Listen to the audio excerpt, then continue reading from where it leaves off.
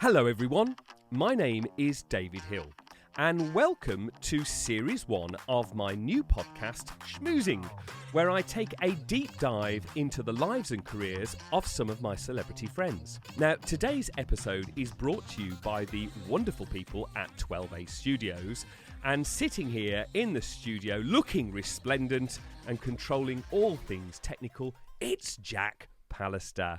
Hi, Jack. Hello, David. How are you? Yes, I'm good, if not tinged with a little sadness, because this is the final episode of Series 1 of Schmoozing. I can't believe it. It's amazing, isn't it? I mean, 12 episodes. Here we are. Here we are. And I'm interested, Jack, to know, I was going to ask you, actually, who was your favourite celebrity, but that's such a difficult one to answer, and as most of them are my friends, I think we might be on slightly dodgy ground with that. So here's a question: which was your favourite episode and why? Oh, my favourite episode had to be Debbie McGee. Debbie McGee, what a legend. I was so excited to meet her, just to speak to her, and all my dreams came true when we spoke to Debbie. It was a sparkly episode. It was filled with showbiz. And very, very interesting. Yeah. But you, David? What do you think, Jack? Who do you think was my favourite guest? I think it was Peter James, if I'm honest. Do you know what? It was Peter James. And it's interesting, actually, because a lot of the guests, as you know, I know them very, very well, and I've known them for years. I've known Debbie for years, and they're all people that I have just the utmost respect for, and I like them. And that was the whole, principle behind Schmoozing, that I would kind of open my black book and talk to some of my literally favourite people, and people who've had very interesting careers. Peter is actually someone that I've been in his company many times, but I couldn't call him a friend. I didn't know him that well. And I slightly fell in love during that episode. Oh, poor Peter. I became quite starry-eyed, and I just think he's in every way, he's a fascinating storyteller, definitely. And he's had a fascinating life. And actually, I could have done an entire episode about his mother. Once I started researching his family. So it was my favourite podcast experience to date. Here's a question. Okay. Funniest episode. Oh, it has to be Pat Sharp. I know you'll say the same. That I just didn't know where that was going to go. That episode. It was very enjoyable. It was perky, Jack. It was. It definitely was a fun episode. He's such a great guy, and I kind of knew it was going to be lively and funny. So, final question, Mr. Pallister, would be: what was your most inspirational episode?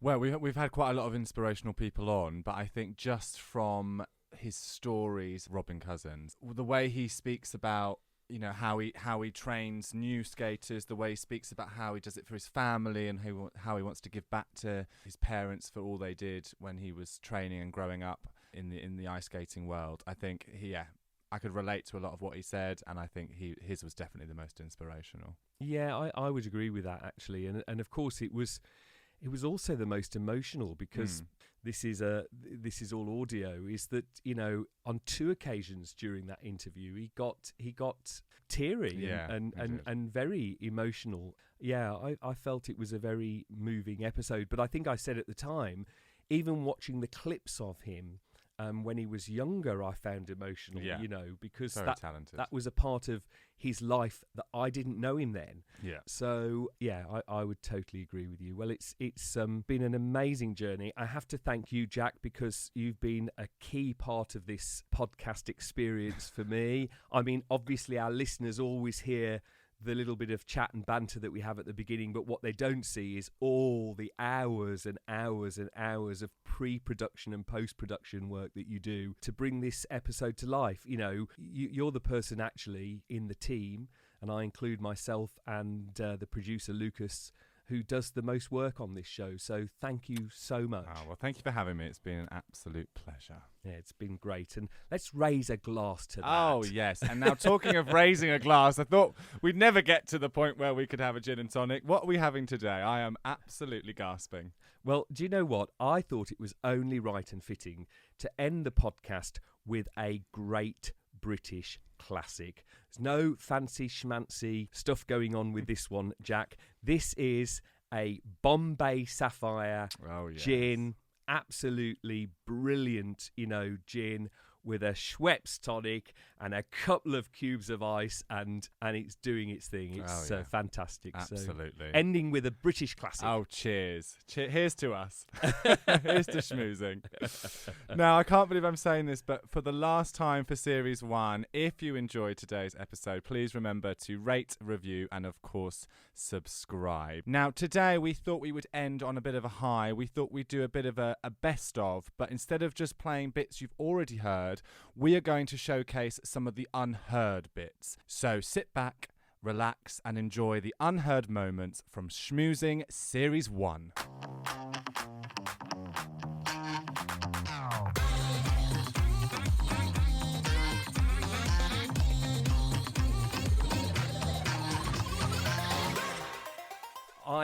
I know you are a petrol head, Peter, and I always say to people, this will make you laugh, my one heterosexual quality is that I love cars, Peter. And I've always loved cars. So my question to you is a hypothetical question. I've just been given, Peter, hypothetically, £200,000. But what they've said to me is you can only spend that £200,000 on a car. That is the condition. Which car do I buy? Well, you've got a limited but fantastic choice. Yeah. Probably do you have to spend the whole 200? I think so. Because, I mean, for about 150, 160, quality of engineering of today's Porsches is just fantastic. I currently drive a 911 Targa. It is a fantastic car. But the two best cars I've owned are Bentley Continental Speed. It was fire engine red as well. I had that car for about 10 years, absolutely loved it. And the other one, which has got more soul than any car. If you want a car that people will smile at you in, rather than going, "Oh, rich fucker, I shouldn't have that." An Aston Martin. Yeah, it's the one car where people, doesn't matter whether they like cars or hate. I remember, I've had several Astons, and I remember when I was living out at Birmingham near Lewis, and there was a journalist called John May came out to interview me at the house, and he'd taken the train to Glynde, and I said, "Oh, I'll give you a lift back to Lewis if you like." And he said, "Well, we don't really like cars in Lewis, but as it's an Aston, I know we'd make an exception." The coupe Bentley Continental it's the best car in the world. And I think if I was going to buy a sports car, I've never been a sports car person, so I've never been a Ferrari person, but if I was going to buy that type of car, an Aston would absolutely be, because I am a massive, massive James Bond fan. I'll end on a little anecdote. 2004, I bought a brand new Vanquish, silver grey. It was the same colour as in the Bond film that came out there on ice. And I'd driven down to the south of France, and I'd really been tanking it. I'd been driving like 180. And I was at a party in Cannes, and somebody said, "You be bloody careful, French. For more than 50 over the limit, I'm going to take the car." Next morning, I'm driving through the centre of Cannes with Helen, my then partner. And suddenly there was a cop in the middle of the road, and I'm pulled over onto this garage forecourt, and there's 6 of them. They've got a radar on a tripod, and this cop is fuming. And I get out of the car, and luckily I speak fluent French. And he said, "You're doing 95 in a 50 limit. This is very serious. 105 in a 50 limit." And I said, "I do apologize." And I was talking to my partner, and he said, "Where's your license?" I said, "They're in the hotel." He said, "That's a criminal offense." He said, "Well, the papers for the car?" I said, "They're also in the hotel." "That's another criminal offense. I'm going to arrest you and take you to the police station in Graz." I thought, shit. And then he turned to his mate and he said, "Oh, what's yours?" I said, "Name called James Bond." And I just said, "Would you like to have a drive?" Whee! So I kick Helen out into the pissing rain, and he gets in the driver's seat, I go in the passenger seat, and off we go for 20 minutes. And he big smile on his face. He said, "Fantastic." He said, "We get back to the garage." He said, "Be careful on the outer road, they're bastards." And he has his photo taken in the car, gives me his phone number, says, if you have a problem, call me. I just wondered what it's like being an actress during this lockdown. Oh, well, it's not good. Let's face it. Everything's dried up for us, for our whole community, really. People have done sterling work trying to do stuff online, trying to do play readings, trying to do, shows, and socially distant shows have been happening. There was a big concert at the weekend that tried to happen. But overall, as a whole industry, we have been hammered, that's for sure. No, that's the sad truth of it. I have to agree. Yeah. In terms of your own, coping mechanisms with lockdown, I just wondered whether you had any words of wisdom or tips for other artists and other actors out there. Well, I think the main thing, obviously we want to keep our spirits up. We don't want to get depressed, because it is easy when you're not having contact to fall into being a bit low. So I think is the best thing to do is to try to keep active. And we've been, with the people I sing with, we set up some online, we did a little thing called Doctor Theatre when we first went into lockdown, and then somebody would sing a song one day and then we posted it. We did it on Instagram, on IGTV, and then we were trying to get it onto YouTube, things like that. So songs from a show or part of a song from a show, a bit of fun, a bit of a speech, all kinds of things. Yes, and we thought Doctor Theatre was the right name for it. So that was a laugh. I just want to mention something, actually, that if you are lucky enough to be invited to dinner at the Laughtons, as I have been many times, you might find yourself driving a flying car at some point during the evening. Yeah, so I do like to fly. Look, when I said I couldn't pass maths GCSE, it's all about having an ambition and purpose. I managed to learn to fly a helicopter, which you do need a bit of maths for, it has to be said. So I probably take back my earlier comments of being a complete dunce. But I love to fly. I have license to fly all sorts of things, from parachutes to helicopters and planes. But my greatest expedition challenge and expedition was a 10,000 kilometre journey from London to Timbuktu, the fabled medieval city that was larger than London back in medieval times. It's essentially in the middle of the Sahara Desert. And at the same time, a great friend of mine, Giles Cardozo, was designing the prototype for the world's first road legal flying car.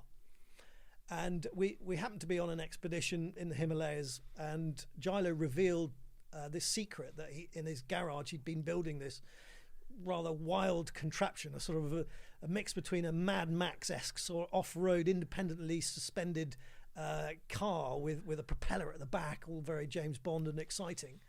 And I ended up rather intrigued and delighted at the same time, and ended up asking how much to have this prototype car in my shed.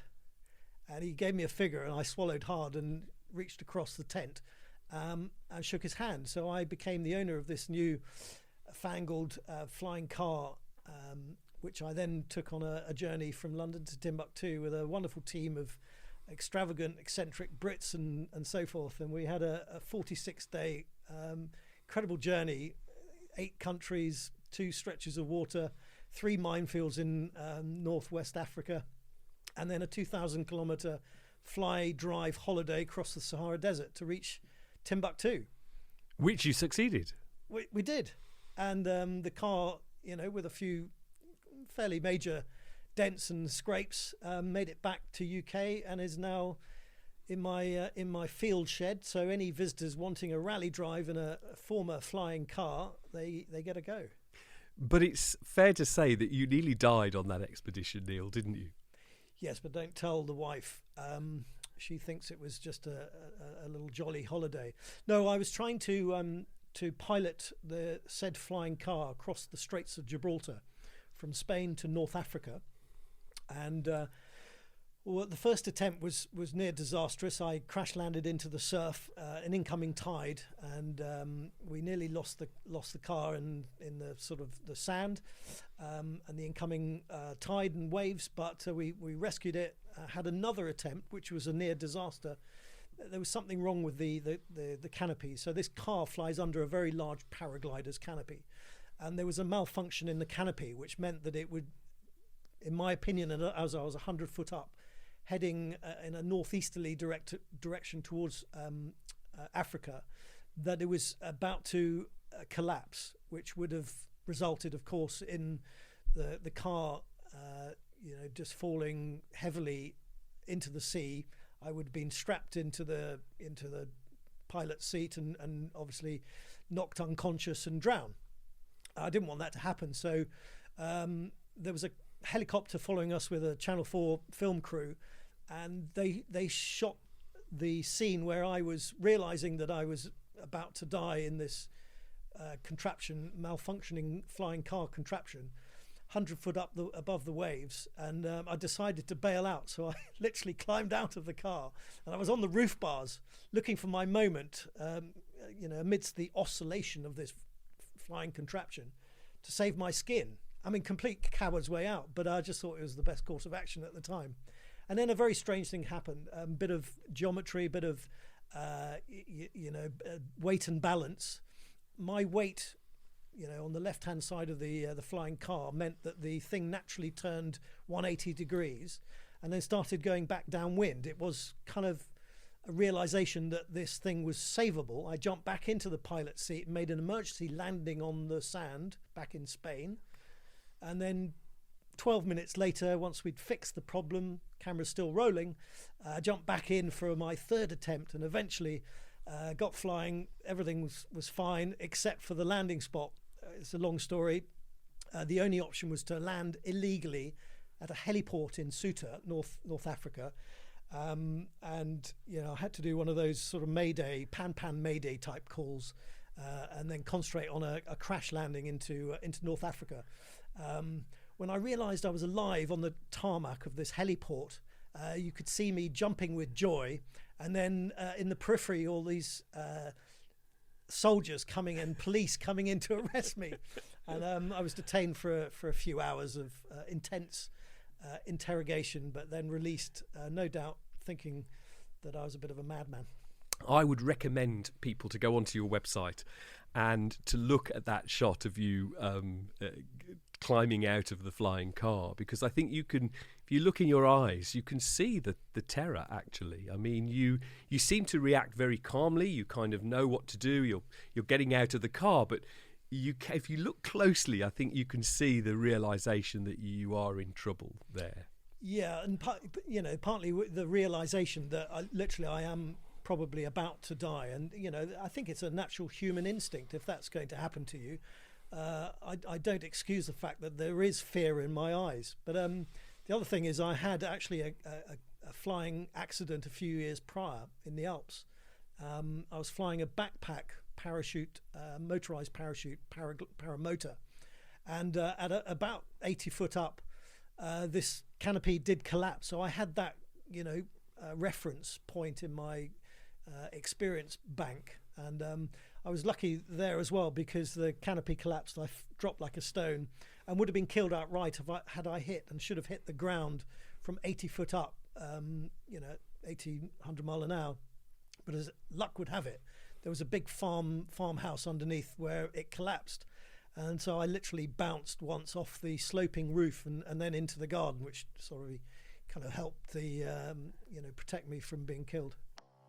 I'm just going to press pause on this interview to bring you some very special news from our wonderful sponsors at Sussex and Surrey Gin Fest. And who better to bring the news but a legend of local radio, the First Lady of Sussex and star of Brighton Family Panto, the fabulous Allison Ferns. Hey, Allison. Hello, it's Allison Ferns here from BBC Radio Sussex and BBC Radio Surrey. Join me as I host the UK's largest outdoor gin festivals in Sussex on the 10th of July and Surrey on the 11th of September. We've got a whole host of artisan gin distillers on site for you to discover, as well as gourmet food and first-class entertainment. Tickets are going fast, so make sure to book now at sussexginfest.com or surreyginfest.com. We look forward to sipping a gin and tonic or two with you this summer. Yeah, I mean, I've personally been, on the receiving end of his kindness, because I went and did a business trip a few years ago and I found myself, with the person I was with at the time, I found myself going to see Penn and Teller's show at the Rio, and then actually going and spending, a couple of hours with them after the show, which was such a, an incredible thing to do and to have that time, because they are, as you know, Debbie, I mean, they are megastars in America. I mean, they're famous here, but they're megastars in America. And someone said to me, how on earth did you pull that? I said, well, I know Paul Daniels, and it was Paul that had actually engineered that for us. And, you don't forget those sort of things. It was such a kind thing to do. And probably for Paul, that was a phone call. But it was, those things in your life are so, they're magical. If you're in our business, they're magical when those things happen. And talking about Penn and Teller, I mean, a few years before Paul died, he chopped the end of his finger off, which went sort of viral immediately. And Teller was the first person to ring and say, are you okay, mate? Blah, blah, blah, blah, blah. He was, Paul and him really had a very close friendship. We took Teller, he'd never seen an English pantomime. And so one year, about 7 years ago, Penn and Teller were over doing their show at the Apollo. And so, we were in touch, usually with Teller.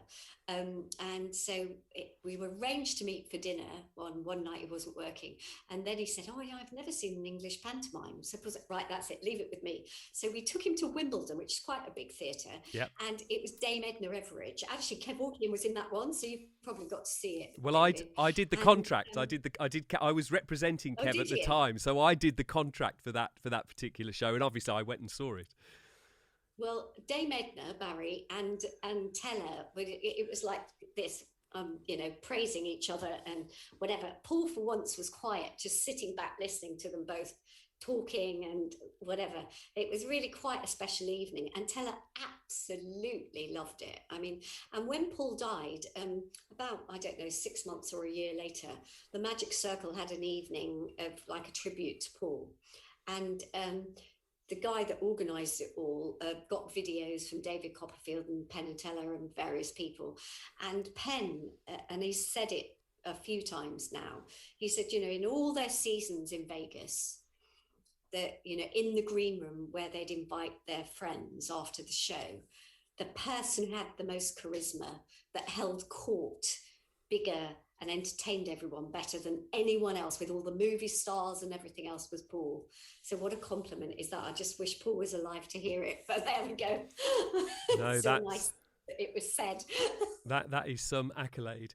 Listen, just before we get into your incredible career and obviously what you achieved in your athletics career, I just wanted to ask you, and I've been reading your blogs and following you on your website and through social media, I suppose, how this lockdown has been for you. I mean, we're in lockdown 3.0 now. How are you finding it? I think, like a lot of people, I think it's tough, and this one more than the others. And I guess there's lots of reasons. We're bored of it all now. The weather's not as good. I think the first sort of lockdown, it was a bit of a novelty, and it was like, wow, I'm on a sabbatical. Whereas this time round, it's like, I just want to get on. And I think it's, I think it's hard just on, with the kids. They've had enough now, and the 3 boys, and desperate to get a social life. And it's interesting, our little, fed up with the parents and our conversations of what we will all do when we get out. But, it's like anything. And what I've been saying, it's just about taking each day at a time. And, I guess it was no different from when you got injured as an athlete. It was just, you couldn't look to the future. It was about taking each day at a time and getting through it and repairing and doing the best that you can do. And it feels very similar now, really. I think it's hard to look ahead. It's hard to have big plans. And I think it's just a bit of a survival and doing the best that we can and not giving yourself a hard time. I think it's okay to have a bad day and, to be a bit down. But I think it's only so many box sets you can do. So many games nights you can do, and Zoom with the family, it's nearly done. So I think there is light at the end of the tunnel, and we're all desperate to get the vaccine, and thank God we got that. And just let's just keep plugging away, and maybe we're going to have a summer, which is something to really hang on to. What I want to know, because we love a bit of a gossip on this podcast, Lauren, is have you planned your premiere outfit yet or not? I have not. I have, again, it's like, even thinking about that makes my brain explode. Like, that's mad. Like, I haven't thought about that yet. I'm just doing one day at a time. So I have absolutely no idea. Maybe dress, maybe a suit.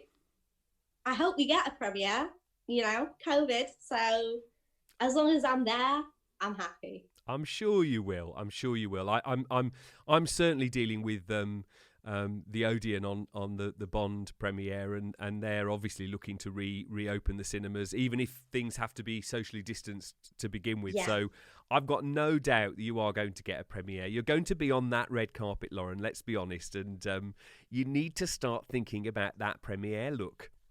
Really do. I can't just show up in like my jumper and my jeans, can I? I mean, I could, make a statement. Well, or whatever. If you need someone to help you with that premiere look, I can tell you, Mr. Jack Pallister, sitting opposite me, controlling the technical, he's very good with things like that, Lauren. So I'll send him an email. You can't go wrong with a bit of sparkle. Exactly. Bit of glitter. Exactly. I was just talking to 3 of my closest female friends yesterday. Just mentioned that we were going to speak to you today, and I know we didn't really talk about it in the interview, but I mean I'm still recording, so this could even go in like a best bits. But there's the hashtag Be More Jill that's like blown up everywhere, and when the series first launched, there was a post about thank you to all the Jills out there, and I sent it to like my 3 Jills, just basically to say thanks for being my Jill, because I think people like me need a Jill, and I'm lucky enough to have 3. I mean, I'm speechless on all that, really. And somebody showed me a cushion, and I thought there'll be people saying that it's got Be More Jill on the cushion, so you can actually sit on it now. Well, I just wanted to say thank you to you, because you're someone's Jill, and for me, it's really important. So, well, it's lovely. It's lovely. I mean, I can only say, that's just mind-blowingly lovely, really. So, Jill, I just wanted to ask you before we move off the It's a Sin subject, what's it like to have your own hashtag Be More Jill? Honestly, it is madness, and I can't. First of all, I wasn't even big on social media, so people were sending me that hashtag. And then I've seen it now on handbags and cushions. And do you know what? I know that my mum and dad would love it. That's all I can say. But I think it's so, it's lovely. Of course it is lovely. And it's lovely because it's something nice. So it's special, but it's crazy. And what would the team like to work with? Because obviously people like me, and I'm sure our listeners, they want to know what Holly Willoughby and Philip Schofield were like to work with. That was the thing, you see. We would rock up and we would be put into the judges' rooms, and you would then go down to the studio and the headphones, we sat there and, there's Holly and Phil will come over. But it was a run-through for the show. So you don't spend a lot of time afterwards in the green room post-show. But then there's always people who want interviews or autographs, and you just, I just need a beer right now, please. And then I got, driving home that night after the show was done. So there wasn't as much interaction at the studio as you would like to think. There was a lot of fun and on set, and of course when things go wrong in rehearsal, you hope they're going to go right at night. It does really just gives the for the producers the flavor of the show is how it will run. We will always judge, and of course we were never there. They would never show us the VTs that they show, and for me as head judge, I was always say to them, none of us, we didn't listen to them, we didn't see them, because obviously that's to give people at home an idea of what's happened to them all week. I could care less. Their story. I don't care about anybody's story. Yeah. You don't get a 5-minute dissertation on someone's story before a West End show because we need you to know they've had a rough week or a good week or a bad. No. What happens when they set foot on the ice? And Philip always said, and this is the thing, okay, based on the performance that they have just given, not based on the week, not based on the rehearsals, not what you saw them do earlier, but you're judging purely what you're seeing now. And that was fairly easy to do. The one thing, we were behind the cameras, so the audience could see us in the background, but then we were not watching what the audience was seeing. So I did get monitors put in the desks. We would then always get told to stop looking at the monitor because we'd be looking at the monitor, but that way at least we could see what the audience was seeing. So when we were making comments, they weren't go, well, I never saw that happen, I didn't know that. And of course we moved around a few times during the series from various vantage points for the cameras and to give it a bit of a fresh look. And there were some really fun moments and some really good banter, some banter you just ignored. And at the end of the day, it was getting at that time anywhere between 8 and 10 million people watching. So it was a win-win for ITV and also for skating. With Black in Power, because I love blending art forms and always adding music into things, it has this musical underscoring element to it. And the thought of being able to do something like that live just gets my heart racing, and so I always love doing a bit too much. So I think in the same way with this podcast and doing a live version of it, having the elements of you talking in the way that you do and encouraging your audience and encouraging your interviewees or the artists to kind of discover more and talk more. I would love to do that with a music element and be like, great, let's get a musician in and you have to underscore this live. I don't know what that is like, but let's experiment. So I'm just signalling over to Jack, as you've just given me that answer, Pat, just to say, Jack, if ever we need Mark Wright on Schmoozing, you know where to go. Right, okay. Have you got that? Wright. Yeah, we like Mark Wright. I think he's local. I think he lives in Sussex. Yeah, we probably like Mark Wright for all the wrong reasons, Pat. No, he doesn't. He lives in Essex. Oh, right. So yeah, well, he'd be lovely. He'd be a lovely, handsome, schmoozing guest, Mark Wright. He's a very handsome boy. Very handsome boy. Definitely not Sussex though, Jack. Definitely still Essex, mate. There you go. Stand corrected, Jack. But yes, very good. Yeah, so you enjoyed the experience, Pat. The clue there is probably sorry to interrupt you. The clue there is probably that he came from the only way is Essex, not the only way is Sussex. True. That's true. I didn't want to say that, Pat, but you could definitely say that. Yes. Jack's gone three shades of crimson now, Pat. Yeah, it's. I knew he was. We'll just cut that bit out. No, we won't. Oh. Well, I hope you enjoyed those snippets that didn't make the first cut, but they were certainly too good that we couldn't feature them in this episode. Before I sign off, I'd like to say a massive thank you to all the team and the crew at 12A Studios for helping me realise this ambition to have my very own podcast. Very special thank you to co-producer in this series, Lucas Vujic, giving us the necessary tweaks to publish it, and of course to Jack Pallister, who's done really most of the pre-production work on this series and all the initial research on our wonderful celebrity guests, and then of course the post-production editing as well. A very, very big shout out and thank you to all my incredible guests. Everybody that I asked to come along and join me for this series said yes, gave up their time, and they're the real stars of this podcast. There can be no doubt about that. Lastly, and certainly not least, thank you so much for listening, rating your reviews, for subscribing to the series. There is no point to this podcast without you guys, so thank you so much. We will be back with Series 2, and we'll keep you posted on all the socials around that. We've got some exciting ideas for Series 2, and we hope that you will be listening to us very, very soon. From me, the host, David Hill, thank you so much, and we'll see you very, very soon.